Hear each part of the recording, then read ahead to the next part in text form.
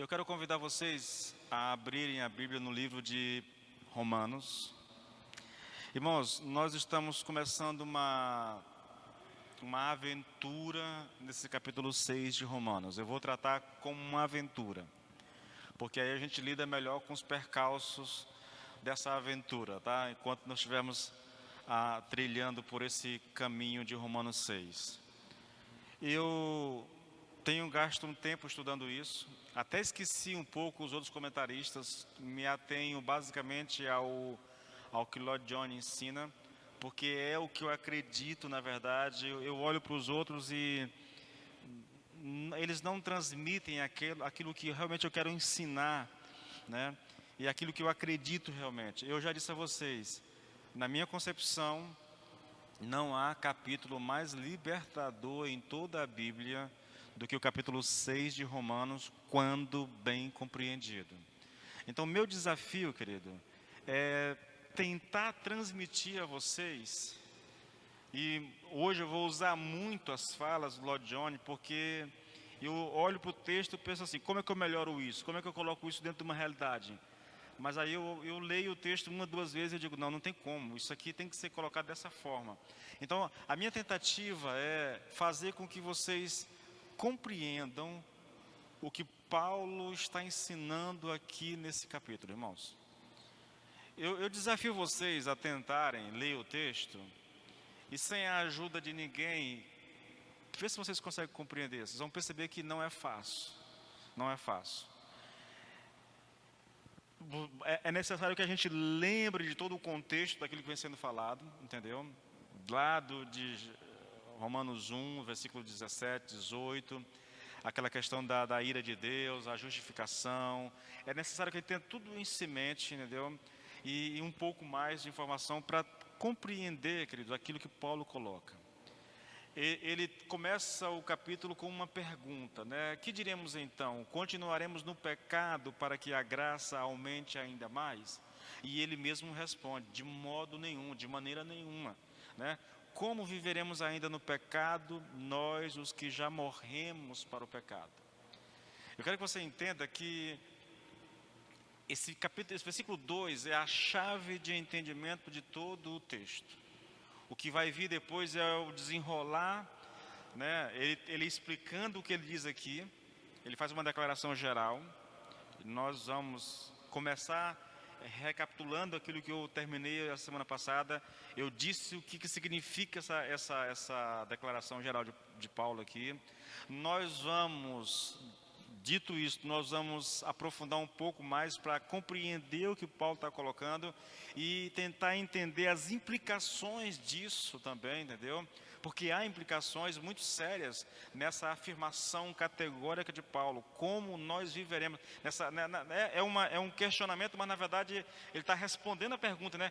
Como que nós podemos viver no pecado se nós já morremos para o pecado, né? Ele está fazendo uma afirmação, nós estamos mortos para o pecado, então como é que a gente vai viver no pecado ainda, né? Então ele faz essa afirmação. E irmãos, toda a administração de hoje gira em torno de explicar essa declaração geral de Paulo. Para a semana que vem, aí nós entrarmos nos pormenores, porque ele vai detalhar isso. Versículo 3, 4, 5, até o 9, ele está trabalhando isso. Depois ele faz algumas aplicações, mas tudo decorrente dessa declaração, tá?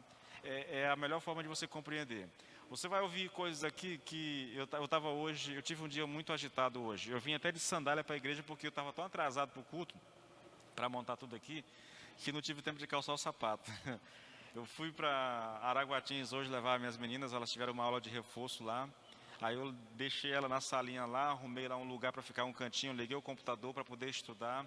E eu estava ali estudando ali, e tipo assim, você vai fazendo o estudo e vai chegando às deduções e você diz assim, meu Deus do céu, eu creio nisso, mas como é que a gente vive essa realidade, né?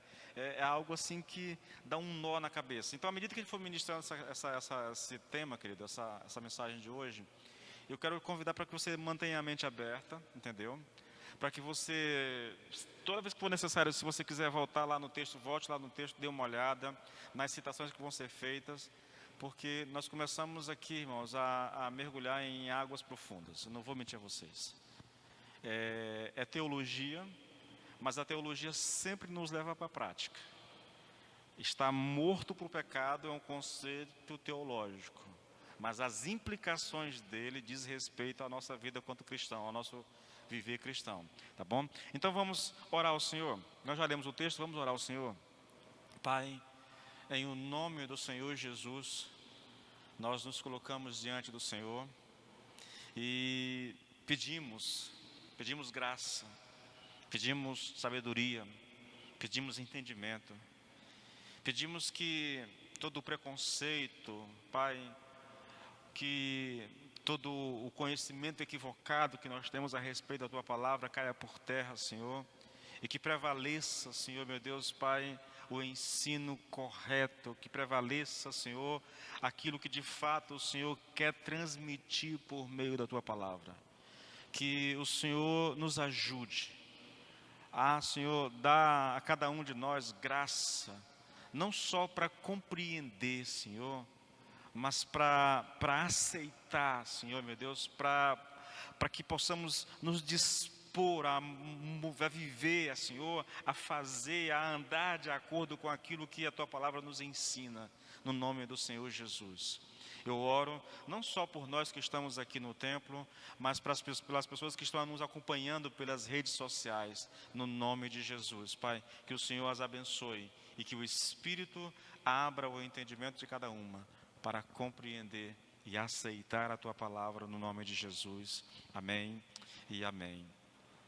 Finalizando a semana passada a ministração, querido, eu fiz uma pergunta, né? Qual é o ensino de Paulo? O que Paulo quer dizer ao falar que nós morremos para o pecado?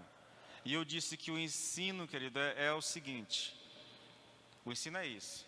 No momento em que nós somos regenerados, no momento da nossa justificação, porque é esse momento da justificação, é esse ato que se torna um fato e uma experiência na nossa vida, quando nós somos justificados, nesse momento em que nos tornamos cristãos, nós ficamos mortos, completamente mortos para o domínio do pecado.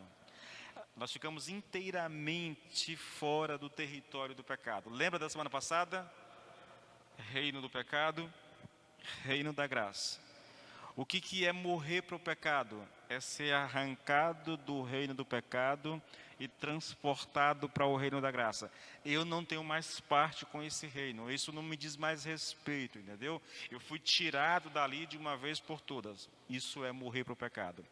Ou, dito de uma forma um pouquinho mais compreensível, morrer para o pecado quer dizer que nós estamos mortos para o domínio e para o governo do pecado.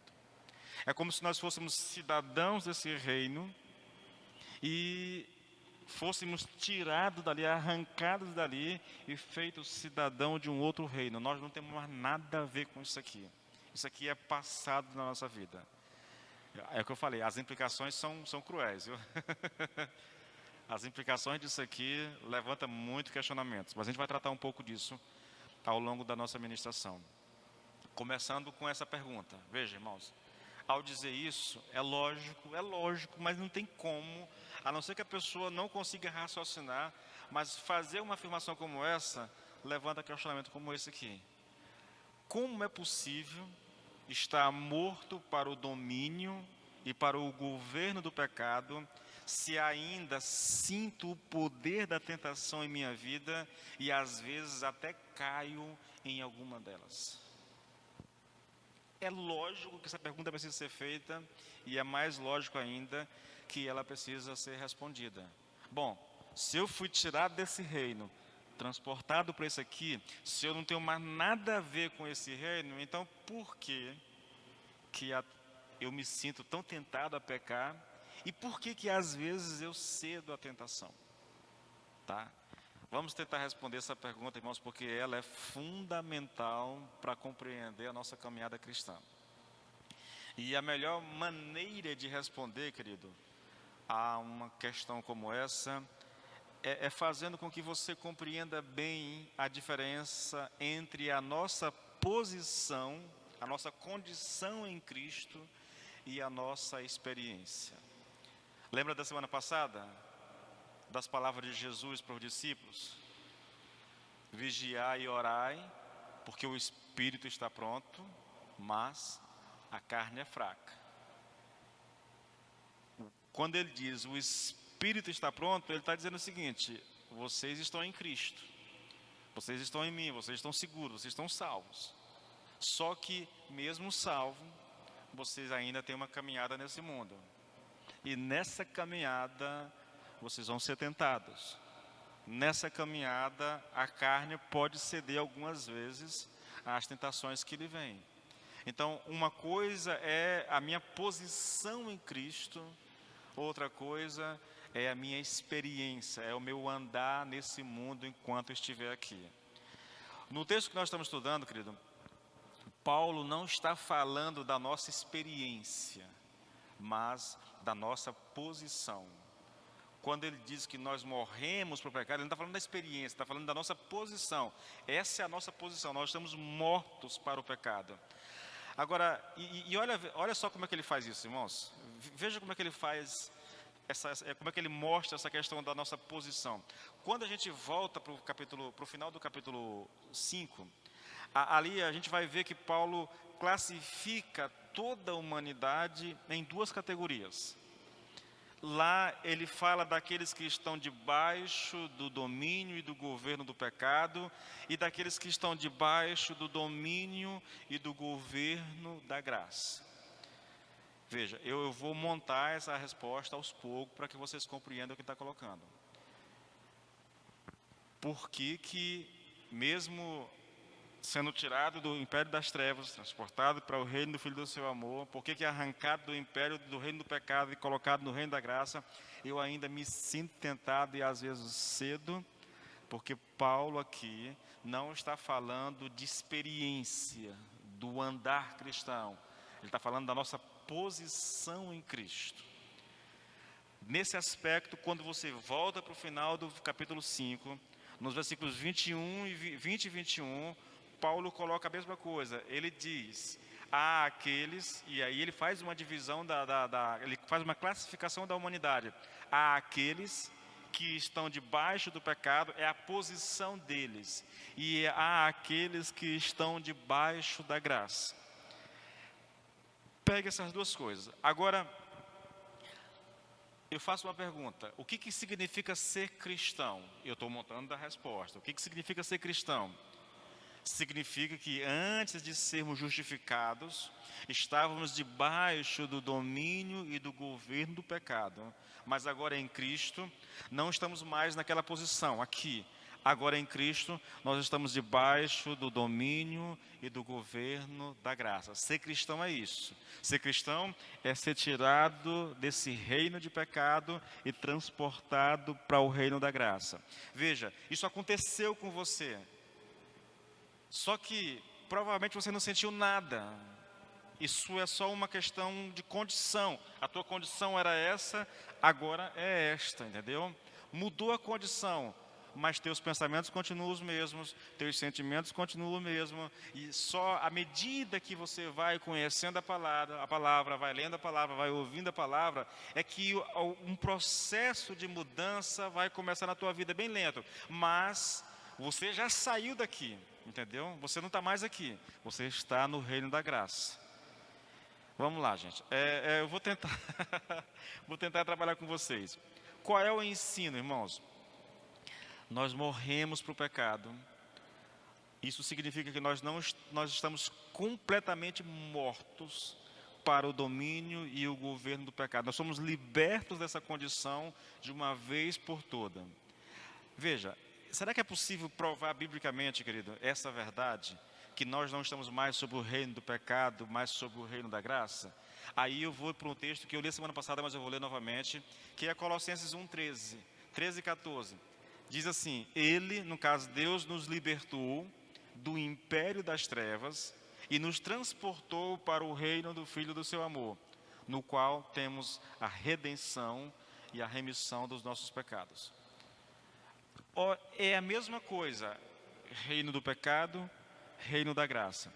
A Bíblia diz, Paulo diz em Colossenses, que Deus nos libertou, nos transportou, nos arrancou do império das trevas e nos transportou para o reino do Filho do seu amor. Isso aconteceu conosco, irmãos. Essa é a nossa realidade. Citando aqui alguns textos que eu vou citar mais para frente, né? É por isso que Paulo diz que nós estamos assentados nas regiões celestiais em Cristo Jesus. É por isso que o Senhor Jesus Cristo diz, olha, o Espírito está pronto, mas vocês devem vigiar e devem orar. Por quê? Porque a carne é fraca. Porque aqui vocês vão ter dificuldade. Essa realidade não muda mais. O lugar de vocês está cativo. Isso não tem mais como ser alterado. Isso não volta mais atrás. Mas vocês vão ter que caminhar ainda por essa terra. E enquanto estiverem aqui, vocês vão sofrer tentação. E talvez caiam nela aqui e acolá.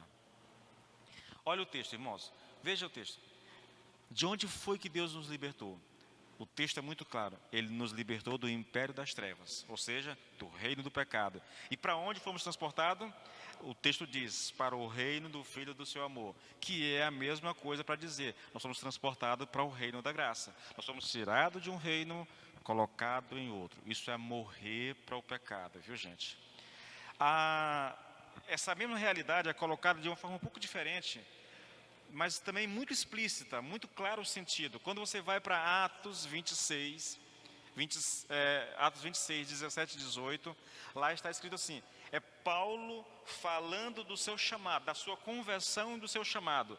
Ele está falando que Deus disse para ele, olha, vou livrar você do seu próprio povo, dos judeus e dos gentios, para os quais eu os envio. Deus está falando, eu vou te enviar para os gentios. Para quê? Com que propósito Deus vai enviar Paulo aos gentios? Versículo 18 responde, para abrir os olhos deles e convertê-los das trevas para a luz, do poder de Satanás para o poder de Deus. É impressionante, irmãos. A fim de que recebam remissão de pecados e herança entre os que são santificados pela fé em mim. Percebe, querido? Esse ensino está por toda a Bíblia. Isso é morrer para o pecado. É ser arrancado das trevas e transportado para a luz. Isso não é um processo. Isso aconteceu. Deus fez, pronto, acabou, entendeu? É ser tirado do poder de Satanás e ser transportado para um outro poder, que é para o poder de Deus. Olha aí, em Filipenses 3:20, olha como Paulo coloca, irmãos. Nós estamos falando de posição, lembre-se disso, tá bom? Pois a nossa pátria, ou a nossa cidadania, dependendo do texto da sua tradução, está nos céus, de onde também aguardamos o Salvador, o Senhor Jesus Cristo. Veja, ele está dizendo que a nossa cidadania está no céu, não é que ela vai estar lá ainda, mas já está lá agora. Nós somos, usando a minha tradução, a nossa pátria está no céu, entende? Esse é o nosso lugar, na verdade, por causa do que Cristo fez, porque Ele nos tirou do império das trevas e nos transportou para o reino do Filho do seu amor, porque Ele nos tirou do reino do pecado e nos transportou para o reino da graça. Então o nosso lugar é lá, já está lá. Irmãos, eu sei que isso pode parecer loucura, mas esse é um ensino bíblico. Olha, aqui tem algumas implicações que eu nem queria falar agora, mas eu não tenho como. A implicação clara disso. Se a minha pátria está no céu, se a minha cidadania está lá, isso significa, irmãos, que eu não posso mais voltar para cá, entende? Eu estou falando de salvação. Repetindo, irmãos, eu não posso dizer se você é salvo, se você não é salvo. Mas aqueles que estão em Cristo Jesus, aqueles que foram salvos, esses já estão assentados nas regiões celestiais em Cristo Jesus. Eles não têm como descer de lá, irmãos. Esse é o lugar dele. Essas pessoas terão dificuldades aqui, passarão por lutas aqui, serão provados, mas a posição dele já está definida, acabou, entendeu? Acabou. Esse é o lugar deles por direito, e um lugar que foi lhe dado por Deus, não conquistado com os nossos esforços. Bom, Alguém poderia perguntar, né? Ou afirmar, né? Puxa, como é que a nossa cidadania pode estar no céu se nós somos cidadãos brasileiros? Esse é um ensino bíblico, irmãos. Simples assim. É a Bíblia que diz, está lá. E nós aguardamos de lá o nosso Salvador. Tem mais texto? Tem, irmãos. A Bíblia é muito rica nessa questão. Olha Efésios, Efésios 2. Versículo 4, mas Deus sendo rico em misericórdia, por causa do grande amor com que nos amou, e estando nós, observe irmãos, e estando nós mortos em nossas transgressões, ele está falando do reino do pecado, novamente, entendeu? Porque Deus é rico em misericórdia, por causa do grande amor com que nos amou, estando nós no reino do pecado, né, mortos em nossas transgressões, nos deu vida juntamente com Cristo, pela graça sois salvos. Ou seja, nos tirou do reino do pecado, nos transportou para o reino da graça. Mas observe mais uma coisa, irmãos, mais um detalhe. E juntamente com Ele, com Jesus, nos ressuscitou e com Ele nos fez assentar nas regiões celestiais em Cristo Jesus. Irmãos, assentar. Lembra lá da semana passada que eu falei tanto? Tempo verbal aoristo. Significa um fato já ocorrido na nossa vida, né? Assentar está no mesmo tempo verbal, é um aoristo. Indica um fato já consumado, já aconteceu. A ideia desse texto, irmãos, é que quando Deus nos deu vida, nesse momento, Ele nos fez assentar nas regiões celestiais. Esse é o nosso lugar de direito, que foi conquistado por nós, por Cristo, e nos foi dado por causa do grande amor com que Deus nos deu. Ele nos tirou do império das trevas e nos colocou numa posição de honra. Esse é o nosso lugar. Vou continuar, irmãos, e nós vamos chegar em coisas mais complicadas ainda, mas eu preciso mastigar isso.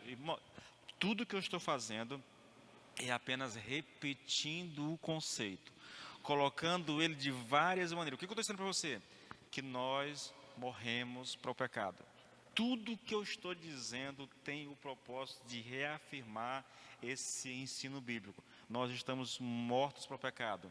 Tudo que eu já li aqui tem a proposta de fazer você compreender essa posição. Essa é a tua posição. Você está morto para o pecado. Isso aconteceu na tua vida. Olha, eu vou tratar disso usando uma outra terminologia. Só que eu não vou ler todo o texto, porque senão ficaria muito comprido o texto, irmãos. Mas a seção de Romanos 5, do 12 até o 19, ele vai dizer a mesma coisa quase em cada versículo dessa seção. Eu vou ler só o 18 para que você entenda. Olha, portanto, assim como por uma só ofensa veio o juízo sobre todos os seres humanos para a condenação, o que ele está falando? Que nós estávamos no reino do pecado. Assim também, por um só ato de justiça veio a graça sobre todos para a justificação que dá vida. Ou seja, por causa de Adão, nós somos colocados ali nesse reino. Por causa de Cristo, nós somos arrancados desse reino e colocados nesse outro bem aqui. Tá bom, gente? É a mesma realidade, usando uma terminologia diferente. Antes de nos tornarmos cristãos, estávamos unidos a Adão, pertencíamos a Adão e à sua raça decaída, e todas as consequências do seu pecado e da sua ação nos sobrevieram. Mas nós não estamos mais em Adão, irmãos. Agora nós estamos em Cristo. Usando uma linguagem mais compreensiva, nós somos despidos de Adão e revestidos de Cristo. O que isso quer dizer? Que nós estamos mortos para o pecado. Qual é, irmãos, a condição, qual é a posição do cristão? Ele está morto para o pecado, mas vivo para a graça. Ele deixou de estar unido a Adão e agora está unido a Cristo. Olha, pense nisso. Lembra da pergunta que foi feita no versículo 1? Como podemos, vamos continuar pecando para que a graça continue aumentando e aumente cada vez mais? E a resposta de Paulo, irmãos, ele acha isso tão absurdo. Ele olha para essa pergunta e diz assim: mas vocês não entenderam nada do que foi dito até agora. Como é que vocês podem perguntar um negócio desse? Por que ele diz isso? Porque o objetivo da graça, irmãos, é destruir o pecado e todas as suas obras e tudo aquilo que diz respeito ao pecado. A questão é, se esse é o objetivo da graça, e agora nós estamos sob esse poder da graça que está destruindo o pecado, como é que eu posso continuar pecando? Eu faço parte desse poder, do poder do reino da graça. O reino da graça tem um objetivo: destruir o reino do pecado. Como é que eu posso permanecer pecando se eu estou aqui, irmãos? E a função desse reino é destruir esse outro, entende? É por isso que para Paulo isso é inimaginável, é incompreensível, é um absurdo alguém pensar dessa forma. Bom, dito tudo isso, irmãos, eu vou continuar falando. Eu vou tratar um pouco disso agora, porque até agora eu tratei disso basicamente pela perspectiva de Paulo e pela perspectiva de Jesus. Mas há mais ainda para ser dito, entendeu? Há mais ainda. Eu vou olhar isso na perspectiva de João. Olha 1 João 3, versículo 9.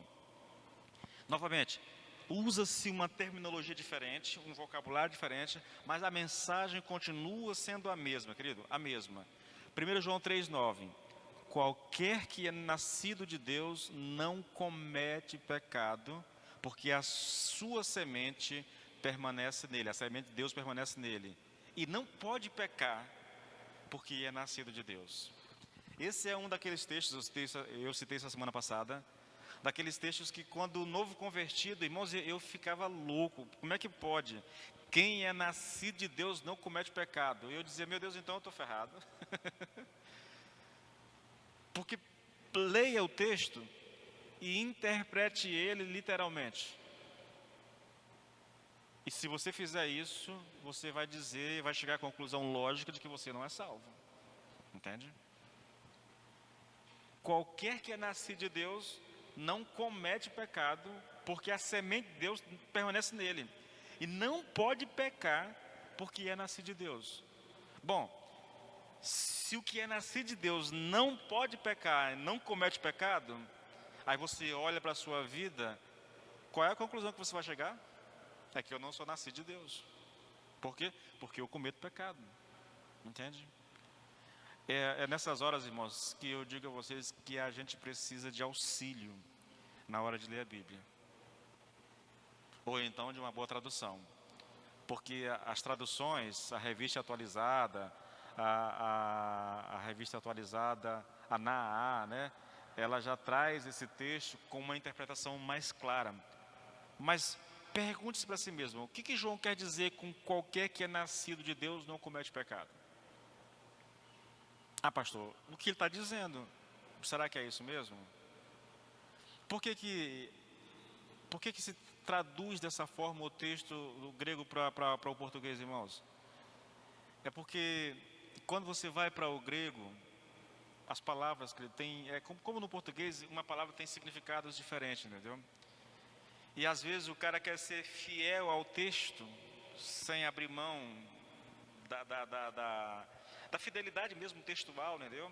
Então ele traz como está no original. Só que uma palavra no original, por exemplo, a palavra comete, né? Ela tem significado diferente para nós. Olha, irmãos, algumas pessoas, e isso é uma realidade, elas, ao ler esse texto, elas acreditam que João esteja falando aqui de um tipo de perfeição absoluta. E isso significa que você pode chegar a um tal grau de perfeição nesta vida que não comete nenhum pecado. Não há necessidade de comentar isso, né? Não creio, irmãos, que seja possível a um cristão chegar nesse nível de perfeição onde ele não cometa pecado. Não creio. Então o que ele quer dizer? Olha, citando aqui a revista atualizada, ela já traduz o texto, dando um sentido mais próximo daquilo que Paulo quer dizer. Paulo não quer dizer que quem é nascido de Deus não comete pecado, irmãos. Não é isso que ele está dizendo, de forma alguma. Olha a revista atualizada. Todo aquele que é nascido de Deus não vive na prática do pecado. Você observou como mudou muito, né? A outra tradução diz que quem é nascido de Deus não comete pecado. Aqui diz que quem é nascido de Deus não vive na prática do pecado, pois o que permanece nele é a divina semente. Ora, esse não pode viver pecando, porque é nascido de Deus. O apóstolo não está dizendo que quem é nascido de Deus não leva uma vida de pecado, irmãos. Ele está dizendo que quem é nascido de Deus não leva uma vida, não peca habitualmente, não fez do pecado um hábito permanente da sua vida. Eu já citei isso aqui muitas vezes, não já, irmãos? Uma coisa é o cara cair. Outra coisa é ele cair, gostar do que aconteceu, da queda, e quer ficar ali, entendeu? Isso é diferente. Olha como o Lloyd Jones trata disso. Ele diz assim, olha, João não está dizendo que aquele que é nascido de Deus jamais comete um ato individual de pecado, pois se tivesse falado dessa maneira, nunca teria existido cristão algum no passado e não existiria nenhum agora. O que ele está dizendo é que aquele que é nascido de Deus não pode continuar permanecendo no reino do pecado. Queridos, deixa eu dizer uma coisa a vocês. A gente, por causa da batalha que a gente vive, da guerra que a gente vive constantemente, o cristão, eu não vou fazer apologia a pecado, mas o cristão, ele vai tropeçar, ele vai cair. Se alguém disser que não peca, diz João, é mentiroso. E o pior é que não só ele é mentiroso, mas ele faz Deus mentiroso. Se alguém disser que não comete pecado, é mentiroso. O próprio texto diz, João 1,7, se eu não me engano, vai dizer isso. É mentiroso, irmãos. Por que Deus diz isso, irmãos? Porque Deus conhece a fragilidade humana, a natureza humana. E por mais que você ame a Deus, e por mais que você se esforce para viver em santidade, uma vez ou outra você pode tropeçar. Agora, voltando para a nossa questão, morrer para o pecado, vocês conseguem perceber, querido? Mesmo que de maneira diferente, João está dizendo a mesma coisa que Paulo. João está dizendo, o cristão é alguém que morreu para o reino do pecado. Em outras palavras, é impossível o cristão viver no pecado porque ele está sob o poder da graça. Morrer para o pecado, irmão, significa que um cristão não terá prazer no pecado, não viverá na prática do pecado. Esse é o ensino.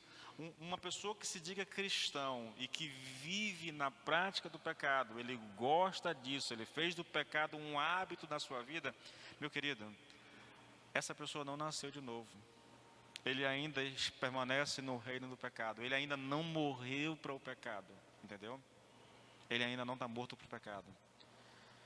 Olha, querido, veja como o próprio Paulo vai expressar essa verdade ainda no capítulo 6. Olha o versículo 14, irmãos. Porque o pecado não terá domínio sobre vocês, pois vocês não estão debaixo da lei, e sim debaixo da graça. Ele está repetindo o mesmo conceito, irmãos. Ele está repetindo a mesma coisa. Na verdade, irmãos, Paulo vai repetir essa ideia de que nós estamos mortos para o pecado no versículo 3, no 4, no 5, no 6, no 7, no 8, ele vai repetindo isso o tempo todo, de forma diferente, mas ele vai repetindo a mesma coisa. Irmãos, isso é tão importante, querido, mas isso é tão fundamental para a vida cristã, daí Paulo repetir tantas vezes, depois fazer aplicações, depois fazer considerações, porque é importante que você compreenda isso. Agora, querido, veja, esse é o tipo de ensino, irmãos, que sempre levantará questionamentos, até mesmo entre aqueles que creem no Senhor Jesus. Olha uma outra pergunta que pode surgir, irmãos. Veja como essa pergunta é interessante, irmãos, e é importante que seja feita. Olha, se é verdade que em Cristo estamos mortos para o pecado, e que o pecado não exerce mais governo e domínio, então por que ainda pecamos? Ou, indo um pouquinho além, se em Cristo estamos mortos para o pecado, por que somos orientados pelo apóstolo Paulo a nos considerarmos mortos para o pecado e a não permitirmos que o pecado reine em nosso corpo mortal? São perguntas, irmãos, que precisam de resposta, que necessitam de um esclarecimento. Bom, eu estou em Cristo, eu morri para o pecado não tem mais governo, não exerce mais domínio sobre mim. Então por que eu continuo pecando? Novamente, irmãos, eu já fiz essa pergunta lá no começo da ministração, né? A resposta a esses questionamentos, ela é fundamental. E aqui eu passo a citar bastante Lloyd Jones, para que você tente captar, irmãos, tente compreender isso aqui, porque isso vai te ajudar muito na tua caminhada. Citando Lloyd Jones, ele diz, olha, Paulo não está dizendo que estamos sem pecado, mas está dizendo que estamos fora do território do reino, da esfera, do governo e do domínio do pecado. Ou seja, eu não estou mais aqui, eu estou agora nesse reino, tá bom? Há toda a diferença do mundo entre estar numa dada posição e compreender que você está nessa posição. É aqui que começa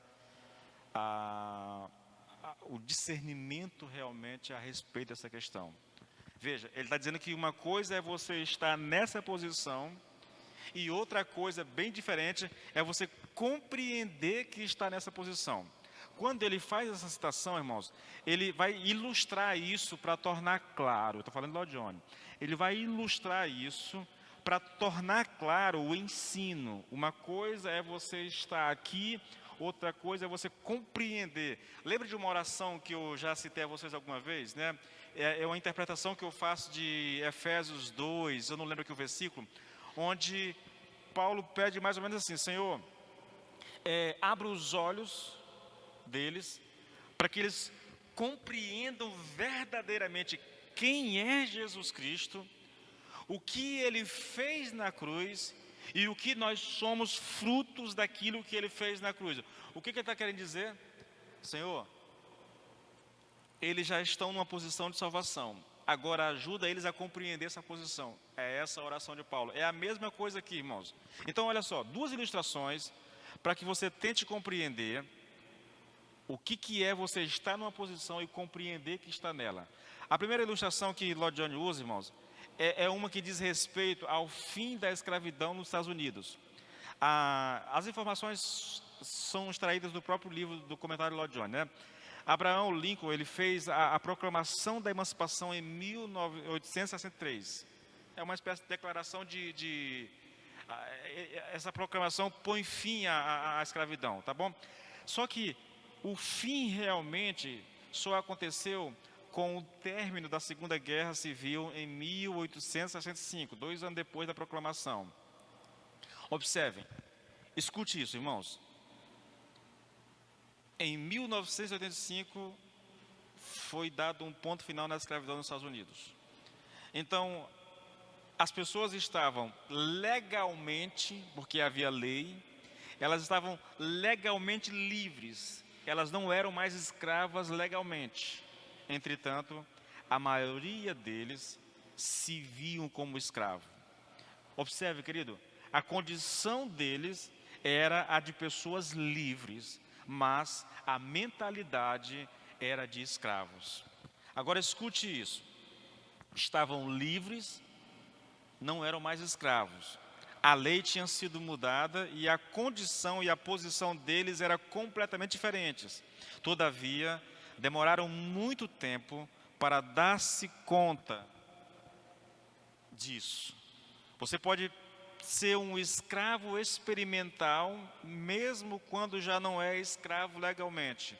Você pode ser um escravo em seu modo de sentir, quando na verdade, com respeito à sua posição, você já foi emancipado completamente. E ele encerra dizendo, é assim com o cristão.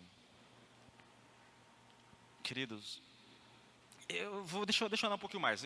Em seguida, ele usa uma outra ilustração, que ele diz que ajudou muita gente no trabalho pastoral dele, tá bom? É mais ou menos assim, olha, a ilustração é a seguinte: pensa em dois campos com uma estrada entre eles. Vamos lá. Dois campos. Aqui novamente. Esquerda, direita. Uma estrada no meio. O campo da esquerda, irmãos, parece brincadeira, mas quando eu li isso aqui eu ri, ó. O campo da esquerda representa o domínio, o reino, o território, o império do pecado e de Satanás. O próprio Lloyd Jones já associou há muito tempo atrás a esquerda com uma coisa ruim, né? Então, o campo da esquerda representa o domínio, o reino, o território, o império e o poder do pecado e de Satanás. Está aqui. Ele diz, é onde estávamos por nosso nascimento natural. Mas como resultado da obra realizada pelo Senhor Jesus Cristo, por nós e sobre nós, mediante o Espírito Santo, fomos tomados e transferidos para o campo da direita. Ele está aqui parafraseando aqui, Colossenses 1,13, tá bom? Que diz que o Senhor nos tirou do império das trevas e nos transportou para o reino do Filho do seu amor. Bom, eu estava lá no campo da esquerda, agora estou aqui no da direita. Sim, mas eu passei longos anos no primeiro campo e o diabo continua lá com todos os seus poderes e com todas as suas forças. Como cristão, aqui estou no novo campo e Satanás não pode me tocar, como nos é dito na primeira epístola de João, capítulo 5, versículo 18, o maligno não lhe toca. Não pode tocar-nos, porque não estamos mais no seu reino. Ele não pode atacar-nos, porém, pode gritar através da estrada. O diabo não pode tocar. Por que será então que lhe damos ouvidos? Por que lhe permitimos que ele nos deixe abalados? Por que lhe damos atenção? Não pertencemos mais a ele e ele não pode nos tocar. Sabemos que as Escrituras asseveram a nossa liberdade como um fato real, mas por causa do velho hábito, da antiga influência, tais como os escravos postos em liberdade, tendemos a esquecer isso. E quando ele fala conosco, nós lhe damos ouvido e caímos sob o seu fascínio. Eu queria que vocês percebessem, irmãos, a gravidade da situação descrita por Lloyd Jones e a preocupação de Paulo com relação à nossa posição. Nas duas ilustrações, irmãos, o problema não era a condição das pessoas, mas a mentalidade delas. Queridos, esse é o drama do cristão. A nossa mentalidade, irmãos, nossa mentalidade. Você já ouviu um jargão, eu sei que você conhece esse jargão, que é mais ou menos assim, olha, o difícil para Deus não foi tirar o povo do Egito. O difícil foi tirar o Egito do povo, entende? Quando você lê Êxodo, Números, ali, Levíticos, o próprio livro de Deuteronômio, você vai perceber isso. O problema para Deus não foi tirar o povo do Egito. O drama realmente era tirar o Egito deles, entende? Eu li, irmãos, um livro de um autor que ele faz um comentário a respeito exatamente desse processo de sair do Egito e entrar na Terra Prometida. Ele fala do condicionamento humano ao erro, ao pecado, entendeu? E que quando a pessoa vai a Cristo, mesmo sendo liberta, ela não é livre. Aí ele cita algumas experiências, só uma aqui para você tentar. O que está sendo colocado aqui? Qual é a preocupação de Paulo aqui? É a nossa mentalidade. Nós já fomos tirados de um lugar para o outro, mas a nossa mentalidade ainda não foi mudada, não foi transformada completamente. Então, olha só. Nesse livro lá, deixa eu tentar lembrar o nome do autor aqui, gente. Ele já até morreu, Miles Monroe, o nome do cara. Ele já morreu. Ele diz que, ele cita várias experiências de pessoas tentando compreender o condicionamento da mente, né? Aí, por exemplo, ele conta a experiência de um cara que pega um cachorro, amarra um cachorro a uma estaca e coloca um prato e dá um limite da corda tipo assim, só não sei se vai pegar aqui, no caso, ele está amarrado aqui, o prato está bem aqui, só que a corda não consegue permitir que ele chegue até o prato. Ele chega só isso aqui. Só estou ilustrando para vocês. Então o cachorro começa a tentar, ele sente fome e ele tenta ir ao prato, ele tenta. E toda vez que ele tenta, a corda o limita, entendeu? Depois de eu não lembro aqui os dias aqui, mas depois de um tempo de experiência, o cara vai lá e tira a corda do pescoço do cachorro. Só que mesmo com fome, quase morto, o cachorro foi condicionado a acreditar que ele não consegue se alimentar. Então, mesmo solto, ele não conseguia se alimentar. Aí o cara vai lá e pega o alimento e coloca na frente do cachorro, mas ele já está tão condicionado que ele não come mais. Miles Moore fala que muitas vezes, irmãos, nós fomos tão condicionados a uma vida de pecado, a ser escravo do pecado, a ouvir a voz do diabo, a ouvir a nossa carne, a ceder às tentações, que mesmo quando convertido, nós não conseguimos nos libertar disso. Nós já fomos libertos, tirados do império das trevas, transportados para o Filho do reino do seu amor, mas mesmo aqui, nós continuamos a agir como se estivesse aqui. Entende? Lembra da pergunta? Como eu que estou em Cristo, como eu que fui arrancado do império das trevas, tirado do reino do pecado, como eu que já morri para o pecado, que o pecado não tem mais domínio, não exerce mais domínio, não exerce mais, como eu continuo pecando? Por quê? A resposta, irmãos, muitas vezes está nessa questão da mentalidade. Eu estou olhando para o tempo aqui e já vai dando um desespero, porque eu preciso continuar a seguir, senão fica muito incompleto, tá bom? Então deixa eu andar um pouquinho mais aqui, irmãos. O propósito de Paulo, irmãos, ao escrever esse capítulo, é fazer com que tenhamos consciência dessa realidade, irmãos.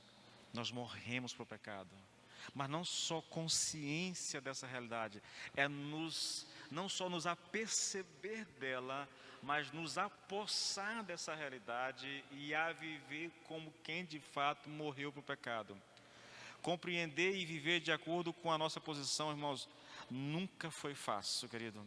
Irmãos, compreender essa realidade da nossa posição e viver de acordo com ela é um desafio tremendo, tremendo. Olha o que Paulo diz, irmãos, olha, ele chega a dizer assim, olha, assim também vós considerai-vos mortos para o pecado, mas vivos para Deus em Cristo Jesus. É como se Paulo estivesse dizendo assim, olha, aperceba-se da sua posição e procure viver de acordo com ela, considere-se morto, haja como se fosse um morto. E mais uma vez citando Lloyd Jones, irmãos, ele diz, na experiência de vocês, talvez isso ainda não seja verdade. Entretanto, embora ainda não seja verdade em sua experiência, é verdade como matéria de fato. Temos que acreditar nisso. É por isso que o apóstolo escreve como escreve. Isso não é primordialmente matéria de experiência. Ele está lidando com uma matéria de fato. Diz ele, você morreu para o pecado com uma matéria de fato histórico. Quando você se tornou cristão, deixou de estar sob o governo, o domínio e a esfera do pecado. Esse é um fato. Isso é um fato. A questão, querido, é que é difícil acreditar que seja possível nós chegarmos num patamar como esse. O problema não é nem acreditar na verdade, irmãos, mas acreditar que seja possível viver de acordo com ela. E eu queria encerrar essa mensagem te mostrando, querido, que essa realidade descrita aqui por Paulo, que Lloyd Jones tenta de todas as formas fazer com que a gente compreenda, que eu venho tentando fazer vocês compreenderem, e é engraçado que à medida que eu for falando a vocês, cada vez mais vai aumentando a minha convicção, porque eu sei que não é fácil, eu sei que isso, é tipo assim, uma coisa é eu crer na verdade, eu estou morto para o pecado, eu creio nisso. Outra coisa é viver de acordo com isso, irmãos, por causa das lutas que eu tenho no meu próprio corpo, na minha própria carne, entendeu? Meu Deus, como é que se vive isso? Mas a Bíblia, querido, ela nos dá as ferramentas para que nós possamos de fato alimentar a nossa esperança, a nossa fé de que a gente pode sim viver essa realidade descrita por Paulo, tá? Eu só vou ler o texto vou mostrar para você essa realidade na prática, que é possível ser vivida. Primeiro em Gênesis 15, rapidinho comigo. É bom que você tenha o texto em mente, porque você conhece a experiência de Abraão. Olha só, depois desses acontecimentos, a palavra do Senhor veio a Abraão numa visão dizendo: não tenha medo, Abraão, eu sou o seu escudo e lhe darei uma grande recompensa. Abraão respondeu: Senhor Deus, que me darás se continuo sem filhos e o herdeiro da minha casa é o Damasceno Eliezer? Abraão continuou: tu não me destes descendência, e um servo nascido na minha casa será o meu herdeiro. E eis que a palavra do Senhor veio a ele dizendo: esse não será o seu herdeiro, pelo contrário, aquele que será gerado por você será o seu herdeiro. Então o Senhor levou-o para fora e disse: olhe para os céus e conte as estrelas, se puder contá-las. Ele disse: assim será a sua posteridade. Abraão creu no Senhor e isso lhe foi atribuído por justiça. Agora veja Paulo se referindo a esse texto. Veja como ele se refere a esse texto. Romanos 4, já preguei isso aqui exaustivamente, tá bom? 4, a partir do versículo 18. Abraão, esperando contra a esperança, creu para vir a ser pai de muitas nações, segundo lhe havia sido dito: assim será a sua descendência. E sem enfraquecer na fé, levou em conta o seu próprio corpo já amortecido, tendo ele quase 100 anos, e a esterilidade do ventre de Sara. Ele levou em consideração essas duas coisas, tanto o corpo amortecido como a esterilidade do ventre de Sara. Não duvidou, mesmo levando em conta, não duvidou por incredulidade da promessa de Deus, mas pela fé se fortaleceu, dando glória a Deus, estando plenamente convicto de que Deus era poderoso para cumprir o que havia prometido. Agora, considere os fatos, irmãos. Primeiro, o corpo de Abraão estava amortecido porque ele tinha quase 100 anos, tinha 99 anos. Segundo, o ventre de Sara estava duplamente morto.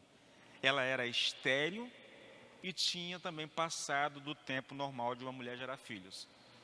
Onde poderia haver alguma esperança de que Abraão e Sara pudessem ter filhos? Não havia nenhuma. Na verdade, era impossível. Tudo estava contra, o custo da natureza, o custo da vida, tudo. Era uma situação em que não havia absolutamente nenhuma esperança, nenhum vislumbre de esperança em nenhum aspecto. Entretanto, irmãos, e é isso que marca para a gente, é isso que eu queria encerrar, ele creu na pura palavra de Deus. Creu simplesmente porque Deus o disse. E eu quero dizer a vocês que é exatamente esse o nosso desafio. Abraão era um homem idoso, a mulher idosa e estéril, e Deus disse: olha para o céu. Irmãos, pensa num negócio desse, que loucura, né? Conta as estrelas que tu pode contar, porque assim vai ser a tua descendência. Lá no capítulo 17, Deus aparece para Abraão novamente e diz assim: tu não te chamarás mais Abraão, mas a Abraão, porque por pai de multidões eu estou te constituindo. Irmãos, ele não tinha filho, querido. O nome dele foi mudado para Abraão, e o nome de Sara para Sarai, de Sarai para Sara. Irmãos, eles passaram a viver a promessa, literalmente. Ele começou a chamar a esposa de Sara, e a esposa começou a chamar ele de Abraão. Agora imagine um casal idoso, onde a esposa se refere ao marido como Abraão, pai de multidões, se ele não tinha um único filho, e a esposa era estéril.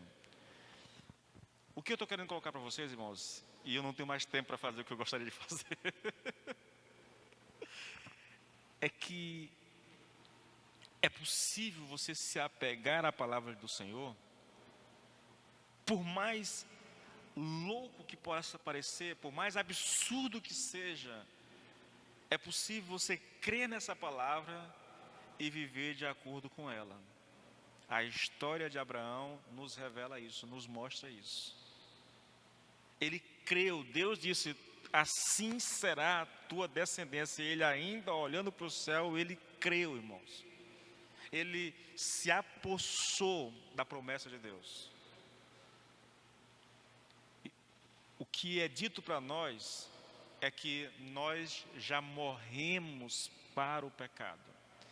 E de alguma forma, irmão, nós precisamos nos apossar dessa verdade, a ponto de que essa verdade nos leve a viver uma vida de santidade e uma vida que agrade ao Senhor, sobrepujando o pecado. Não estou dizendo que a gente não vai, irmãos, leia a história de Abraão, e mesmo crendo no Senhor, ele fez algumas besteiras. Quando Deus mudou o nome de Abrão para Abraão, sabe o que ele disse para ele? Ele foi lá para Sara e disse: Sarai, meu nome agora é Abraão e o teu é Sara. Vamos fazer o seguinte: já que tu é estéril, não pode ter filho. Foi a esposa que fez, né? Foi a esposa. A esposa disse para Abraão: Abraão, tu vai ser pai de multidões. Amém. Só que eu sou estéril, eu não posso te dar filho. Então pega a minha serva, gera um filho nela, e aí a promessa vai se cumprir. Abraão, irmãos, é ou não é um momento de fraqueza? Porque Deus disse que dele e de Sara viria o filho, não de uma escrava. E ele foi lá e cedeu, gerou um filho, entendeu? E depois Deus vem e diz assim: olha, não é esse aí não. É de ti e de Sara, entende? Então, o que isso nos revela, irmãos? Que mesmo crendo, a gente pode sim tropeçar uma vez ou outra, irmãos. Mas é necessário que a gente se aposse da palavra do Senhor. O que eu estou dizendo? Nós devemos viver, ou, seguindo a orientação de Paulo, considerem-se mortos para o pecado. Queridos, isso vai exigir de nós tempo, oração, busca, mas é necessário que a gente passe a viver como mortos, onde o pecado não exerça mais fascínio, mais domínio sobre nós. Esse é o nosso desafio. Esse é o nosso desafio. E entenda, irmãos, esse é o nosso lugar estabelecido por Deus, essa é a nossa condição hoje. O que falta é que essa condição se transforme numa experiência na nossa vida. Entende? Esse é o nosso desafio. Viver como mortos para o pecado, mas como o próprio Paulo diz, vivos para Deus. Coloque-se de pé, por favor, em nome de Jesus. O desafio é tremendo, irmãos. O desafio é grande, mas é o nosso desafio. É o chamado de Deus para nós. Pai, nós meditamos na Tua palavra, Senhor. Tua palavra diz com clareza, Senhor, absurda: nós estamos mortos para o pecado. Nós já morremos para o pecado, Senhor. Nós somos tirados do reino do pecado, do império das trevas, Pai, do poder de Satanás, e transportados para o reino da graça, para o reino do Filho do Teu amor. Somos cidadãos dos céus, Pai. Nossa pátria não é mais aqui. Nossa pátria é com o Senhor. O nosso desafio agora, Senhor, é vivermos como cidadãos dos céus. É vivermos como cidadãos desse reino da graça, Senhor. E eu sei, Pai, que isso não pode ser vivenciado na força do braço. Nós precisamos de ajuda. E eu quero encerrar essa mensagem, Senhor, pedindo ao Santo Espírito que nos ajude a compreender essa verdade, a crer nela, que nos ajude a tomarmos posse dela, para que ela se transforme em uma experiência em nossas vidas, no nome de Jesus, Pai. Dá-nos a graça, Senhor, de viver para Ti, mas de andar nesse mundo como morto para o pecado, onde ele não exerça sobre nós nenhum poder, nenhum fascínio, no nome de Jesus, Pai. Senhor, que o Teu Espírito seja conosco, que Teu Espírito nos fortaleça, que Teu Espírito ilumine o nosso andar, Senhor, que Teu Espírito, Senhor, nos capacite a viver nesse mundo como cidadão dos céus, Pai. Está escrito, Senhor, e eu creio nisso, que é o Senhor quem opera em nós o querer e o realizar. Por isso precisamos de ajuda, por isso clamamos a Ti, por isso pedimos a Ti, no nome de Jesus. Amém e amém. Amém, queridos. Deus abençoe vocês, tá bom?